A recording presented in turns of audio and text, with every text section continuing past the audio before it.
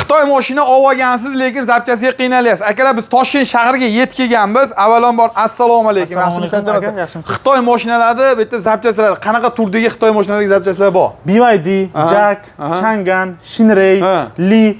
Xullas Xitoy mashinalarining 70-80% ga bizga zapchasalarimiz mavjud. Undan tashqari bizga mavjud bo'lmaganlarni avtokargo hamda aviakargo bilan 5 kundan 25 kungacha yetkazib beramiz.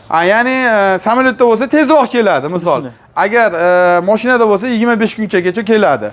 Xo'p, to'lovda misol zakaz beradigan bo'lsa, mabodo topolmayotgan bo'lsa, qanaqa oldindan to'lov berish kerakmi, qanaqa bo'ladi? Misol bizda mavjud bo'lmagan tovarlar uchun 50% to'lov oldindan bo'ladi.